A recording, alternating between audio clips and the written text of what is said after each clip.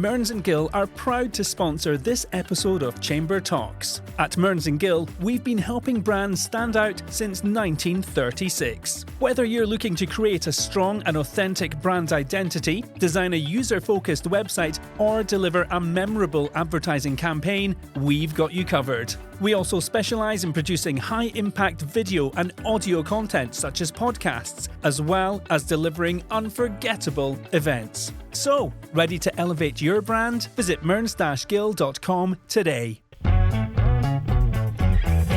Welcome back to another episode of Chamber Talk, a podcast brought to you by Aberdeen and Grampian Chamber of Commerce. I'm your host, Finlay Jack, joined today by the latest guest of the Chamber's 2024 Business Breakfast Series, Lorenzo Moretti. Lorenzo is an Aberdeen loon, currently at Champion in Europe. He's also worked at Dr Martens, held leadership positions at Gap and Tesco, and was responsible for Nike's European football strategy. Lorenzo, welcome to the podcast. A young boy from Torry living the dream. Was this always your ambition to lead these brands on a continental, worldwide scale? It's always been a dream to travel. But you're right, humble beginnings, born in Sinclair Road above the Pop-In back in 1970. But my dad had come over from Italy after the war. And I think that had always been there for a burner within me to, he'd travelled, he'd been that expat in many ways, although slightly different environment back in the 50s than now.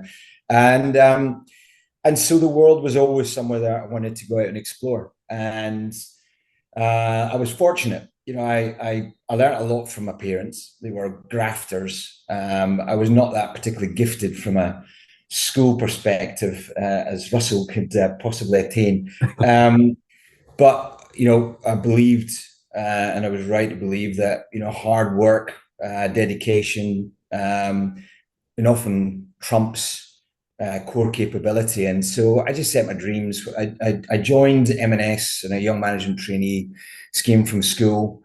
It was the best thing that ever happened to me. I learned a load from a commercial perspective, but also it taught me about consumers, and it led me to run my first store. I came back to Aberdeen, actually. I ran the food hall in the early 90s. But then in 97, I got the opportunity to go to Hong Kong and really start to learn about international consumers. From there, went to Thailand. And then in 2000, I joined Tesco.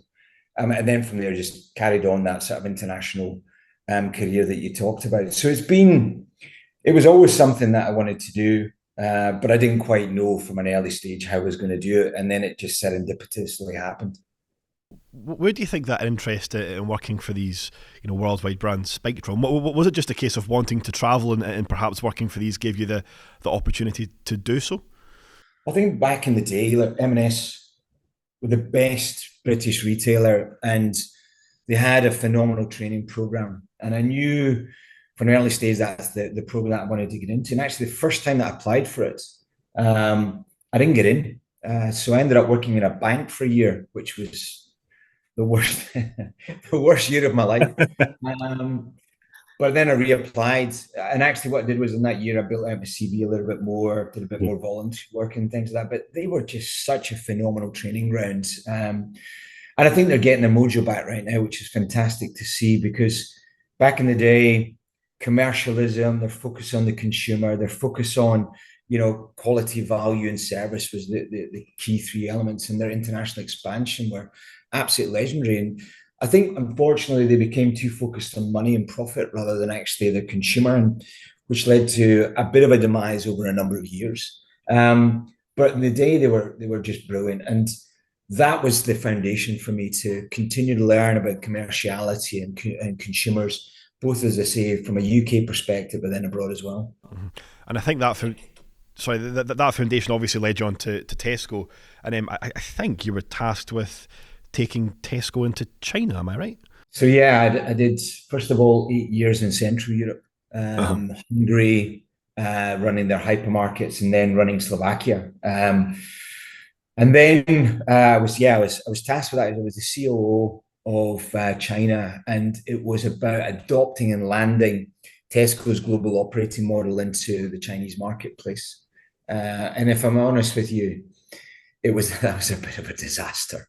That was one of those whereby I learned a lot what not to do, because they didn't focus on the consumer. They focused on, I guess, a bit of an arrogant view of Tesco at that time was rolling fast and hard in the UK and also across European markets such as the Czech Republic, Poland, Hungary, where they were the number one retailer. They'd grown fast by focusing actually on the consumer. But in China, they didn't. They actually were arrogant enough to think that they knew better. And it was my job actually to land in the operating model, which was about IT logistics, the capabilities that Tesco had used as its backbone in Europe, and thinking that that was the right strategy to adopt that directly into China. And it wasn't. It cost a lot of money. We took a lot of expats into the marketplace to show the Chinese the Tesco way, and completely lost sight of the consumer. And the rest is a bit of a history that they created a bit of a financial black hole for themselves. And from an integrity perspective, I don't think they left that market in a particularly strong place. So again, it was a good learning for me of what not to do rather than what to do. And I think I was going to touch on that next. How vital a time in your life do you think that was? Because you must have learned a hell of a lot, and people often do learn more from their failures than their successes. Yeah, definitely. I learned a lot from that, both from the failure of not staying focused on a consumer proposition, and not being obsessed by what the proposition is. At Tesco back in the day, we were obsessed by what was on people's plates. What was on the Christmas plate of the consumer in Hungary? What was on the Christmas plate of the consumer in Slovakia? What was different about that from the UK, or at Easter, or any of these key periods and being the best at bringing that to life for the consumer, whether it was through quality or price, or the equation of both. And in China, it became about the operating model rather than about obsessing and being the best at, our logistics or our buying or our supply chain. And then, I was, after actually accomplished landing the operating model, did that for about 15 months and then took over the commercial running of East China, which was about 80% of the volume, but 100% of the profitability of China was from this region that was in the East. And when I took that over, I found there was a black hole in the account of commercial income that had been brought forward. And so I had a decision to make. Did I become part of that? Or did I, from an integrity perspective, move away from that? And I decided to move away. And that was when the Gap role came in. And what I vowed was that I was going to build a business based on Chinese capability and focused on the Chinese consumer for Gap, rather than in just purely importing what the Gap was in the US.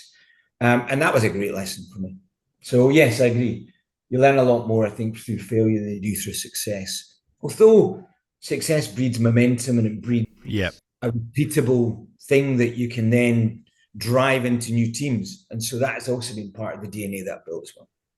One of your roles that certainly interests me, I guess more so as a football fan, you were at Nike for a period of time, responsible for the brand's European football strategy. What does that role entail? It must have been quite, I know you're a big Dons fan, so it must have been quite exciting to be working in football branding, I guess. Look, it was a boy's dream come true in many respects. I joined Nike they hadn't grown for 10 years in Europe. And they had a new leader just gone in. His name was Bert Hoyt. Bert was actually running global football. He was an ex-professional tennis player. You look him up, and played in the 70s. And he'd just come back from the US. He was a German guy, but to try and turn around the fortunes of Nike in Europe. And it's unbelievable. This was back in 2011. He went in and he started to put together a team to turn around the fortunes of Nike. And he brought me in to run DTC. So DTC, direct to consumer, which was their fledgling business of their own stores, their own e-commerce, their partner stores, and then their factory stores or their outlet stores. And it was to try and catalyze the holistic marketplace, because at that time, we were very much a wholesale business, about 96% wholesale in Europe. But as I say, they hadn't grown for 10 years. So they needed to reinvent themselves, reposition themselves, and they did. And, I was a part of that. I learned a lot from it, but also did a lot. I built a good track record from a retail and a digital perspective in my time at Gap and the other brands around about that. And after 3 years of building that out successfully across Europe, they asked me what I wanted to do, and I told them I wanted to run football. And they laughed at me because nobody outside of either the category or the brand had ever gone in and run the football category. But I kept persistent on it, and not blowing my trumpet, but I'd done an incredible job on the DTC side. So they eventually gave it to me. What it entails is, there's a glamorous side, of course. Yeah. I was sat on the board of, for example, of Barcelona, their commercial boards. They were obviously our biggest team. And so it was everything from the sports marketing aspect of, signing the deal and then managing the deal with a Barcelona, a PSG, or in, future, assigned teams like Chelsea, Spurs, and working out what the commercial structure of that deal is. But more importantly, that was a lot of the glamorous time and a lot of the focus time. But more importantly, it was selling football boots to Sports Direct or their equivalent across Europe, or football shirts, or actually, I took the category through EC16 in France. The first time we'd ever get two teams in the final, maximizing that from a brand perspective, not just for Europe, but globally. But what was important was the year after that, normally you would see a massive sales dive. So in 17, because, you don't have the shirt sales of a tournament, but we actually grew for the first time in a post-tournament year, because during the tournament, we'd used the tournament to launch Nike football training from apparel, a clothing collection perspective, and used all of the EC16, the games and the event of the tournament to sell that into the biggest retailers across Europe. So it was a very commercial role, but it was very much about the brand, but also has this incredible day-to-day dealings with some of the biggest clubs and players in world football, which was amazing. I loved most moments of that. The arrogance of some of the players in the clubs was probably the downside of it. Yeah. But incredible to fulfill a childhood dream. And I managed to get, if you look at the cup finals or semis that we played in, which obviously we didn't win any of them in that period, all of the Dons players were wearing Nike boots, because I still am a very close friend of Hayes. And so I got all of the players' boots for the final. So it also got me a lot closer to the team from a Dons perspective as well. Was that a tough role to leave? It was a tough role to leave. So I was offered a role to move to the States. But if I'm honest, I actually just split up with my wife, and my kids were living in Scotland, and it wasn't something that I could bring myself to do. So I ended up leaving Nike and starting my own business in football. Had signed with Barcelona. They saw the value, obviously, in my day-to-day work with them, and they'd brought me in as a consultant. I was just leaving Bruce Buck, who was the chairman of Chelsea at the time, his office. And I got a call from HR at Nike asking me, matter of factly, what is it am I doing? And Bert Hoyt had agreed, the guy I was telling about earlier on, had agreed for me to do this, but he was superseded, unfortunately, by the HR team, and they put me on a year's garden leave because they didn't want me to be competing with them, which I thought was very interesting. So I ended up for a year traveling, doing voluntary work, still working in football, doing a bit of coaching and things like that, before then getting back into the business a year later.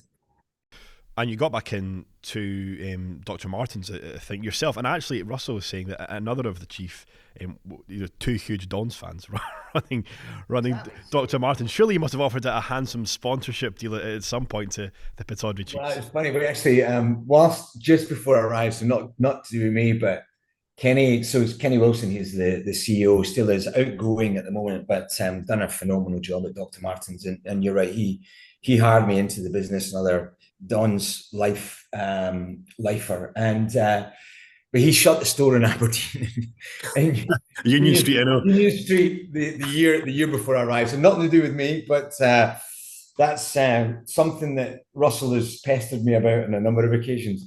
Look, I went back into work. Actually, I was the CEO of Office Shoes and Offspring for about 16 months, which again was a phenomenal learning ground for me. Some good, some bad. But the key thing there was, again, maniacal focus on consumers, but the engagement with consumers from a digital perspective, particularly with Offspring, which now is the number one digital player in online sneakers in the UK and also beyond. It's got a global reach now as well, but also the turnaround of Offspring of Office by closing some stores, getting it really focused on that female consumer, and then going to the brand with a proposition that ultimately, it's funny, not only nobody in the UK is doing, but nobody's doing across the whole of Europe. But whilst there, Kenny approached me and I agreed to come and work for him, and 4 great years at Dr Martens. But in particular because every meeting with Kenny we could start off with the football from the weekend, so that makes life at work a whole lot easier, of course. Yeah, for sure. And now we know you're a champion, and talk to us about your role there. Another massive global brand. I think you're working across Europe at this brand. Yeah, that's right. So I run. It's 2 businesses. There's Champion and there's which is the brand, and then we own a retailer called Game 7 Athletics, which is based in Italy. 51 sort of multi-brand stores, a bit like a Sports Direct, but more elevated. And look, after 4 years at DMs, again, we've done a phenomenal job, massive tear, but a lot of lessons out of that. Maybe we can talk about. We obviously talked a little bit more about this in the business breakfast, but I wanted a new challenge. Kenny had signed for another 3 years. I was backfill potential for him, but I decided that I wanted to get back into sports. I'd never, as much as my father was from Italy, I kind of went full circle, never worked in Italy. So this was an opportunity to be in the if you like, the motherland, the other motherland, and work on turning round the favours of a once phenomenal centennial brand in Champion. I mean, it's over 100 years old. It's had many highs and lows, but it's got such incredible potential, and I still believe in that potential today. And a year in, maybe been disrupted a little bit because the brand has been sold to Authentic Brands Group. We're just in the process of closing that out right now. So a lot of time spent on that, on the sale, rather than I would have rather have spent more of that time on the business. But we're in good shape to kick on now, and with Authentic at the helm, with a new licensed partner to really drive the Champion business across the whole of Europe and get it back into an authentic position with the consumers through sport, because it's become a lifestyle brand. And I believe that when things are tough, you not only need to focus on your consumer and be really double down on who that core consumer is, but you need to anchor yourself back into your heritage. Champion's always been a performance sports brand, and so that's what we're working on right now with a real program starting this autumn, to get back after our positioning in a performance sports arena, and then kick on from there. Let's talk about some kind of general advice that you can offer, entrepreneurs, startups, etc. Seems to me just from this 15-minute chat that pretty much everything you've achieved and you've done, you've really put consumers at the heart of. And I guess the one that failed in Tesco, perhaps consumers weren't at the heart of. Yeah, look, I think you're absolutely right. Tesco, the consumers were absolutely the heart of everything they did from a European perspective. They lost sight in China. And I'd say that also in Dr. Martens, I think it's well publicized, the phenomenal tear, the IPO, and then post-IPO, the global demise, although the continued growth from a European perspective. And that, I think, was because, at a most senior level, Again, people took their eye off the consumer and were too focused on the markets. And after doing an IPO, there's such pressure on businesses to professionalize, to get yourself, with the right company reports, with the right audited standards, with, and so much of the investment was put into the professionalization of the brand rather than in the consumer. And also, the model that the business was sold on, there wasn't enough agility to focus on what the consumer needs were. So I'd say that everywhere I've seen success has been that maniacal focus on the consumer and building out the right communities in a small or a large scale. In a small scale would be, what we did at Offspring. Large scale, what we did at Nike, or what we did from a European perspective at Dr Martens. And I think there's plenty of examples of smaller businesses that have just completely gone on a tear by having that focus and then knowing how to activate communities against that focus. And that's again what we talked a lot about. Gymshark for me are in my arena are the darlings. They started out as a cottage industry, students, two students, garage industry of creating screen printed apparel for gym bunnies, then using those products to seed out to influencers and that going viral, then them going and selling the product at world fitness games, that selling more than they'd sold, selling more in one day than they'd sold in the previous 6 months. And then really kicking on to that. Now they're an 800 million brand with only 2 stores, so it's all digital. Now, normally a digital business today, brands would have about 20% of their volume coming from digital. So you're then talking about that being a 4 billion business. So I think there's real lessons everywhere that you can take at whatever level, SME or whatever category of business that you're in, to say, do I know my consumer? Am I focused on them? Are they at the center of my product strategy, my brand strategy, the way that I'm looking to go to markets and capture their hearts and minds? Am I using them to be my ambassadors? Am I using them to create community? And, it's what I'm doing now at Champion, very much down that, all the way through the brands that have done well and their moments of doing well. But also I see that in, the demise of Nike, where in the last 3 years, their share price has obviously crashed. Their sales have gone down for 6 quarters in a row, which is unheard of. But it's because they stopped focusing on the consumer. They become too woke. They started to focus on equality more than winning. And Nike as a brand is all about, serving the athlete and winning. And Black Lives Matter was a big moment for Nike. They fell on their backside in the US and they never really recovered after that. But now I see what they're doing for the Olympics and their campaigns. You look it up, and what they'll do, I think, on back to football, and they're getting back into performance sports. They're getting back focused on their consumers, and they're getting back to recognizing who they are as a brand. And I think that is fundamental for everybody that is trying to either start up, reposition themselves, or keep going. It's just that maniacal refocusing on who your consumer is today, because it changes. It's not a linear process that you got it right once and then that it's right forever. You touched on the strength of digital sales there, and you mentioned Gymshark. Well, what do you think the future of sales looks like, versus your kind of traditional retail sales versus digital online sales? Look, I think it's been really interesting. I think, the peak of online sales really was obviously during COVID. And then what we've seen in the last 18 months, 2 years is a real bounce back from that. And a lot of the digital pure players that were darlings of COVID have gone out of business or have found themselves having to restructure themselves because, they saw their sales drop for 18 months, 2 years. And again, the ones that are getting themselves refocused, like ASOS, I say, are from a UK perspective, refocused on their consumer and being great at what they were always great at, which was consumer content, driving their digital presence, they're back working again.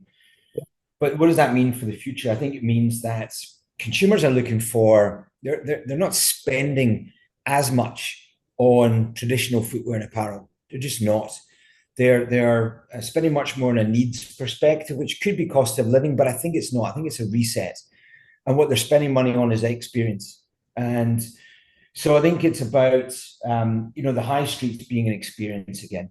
It's about malls being experiences again. It's not about going shopping and then being told that the only way you can get your size is online. It's about stocking stores so that you can have phenomenal customer service when you go there, but also doing things in a physical environment that you can't do digitally. I mean, fit, size is so difficult to do digitally. Everyone's trying to do these different apps to get you right fit and all the rest of it. But actually, things like that are about being in a physical environment or doing events, bringing consumers back to, stores for events, and then surprising and delighting consumers and reassociating them back into retail. That for me is the job of the high street. That for me is the job of malls. That for me is the job of, the community of a city, and how you really think about linking everything together so that it's about, the full experience and the joy of getting back to a physical environment. Lorenzo, thanks so much for joining us. I could have chatted to you for another hour, 2 hours, 3 hours. We could on and on and on, but we do have a time limit. So listen, thanks so much for joining us. I'm sure I'll see you at Torry soon. And thanks to our listeners. As always, please like, share and subscribe to the podcast, and we'll see you next time.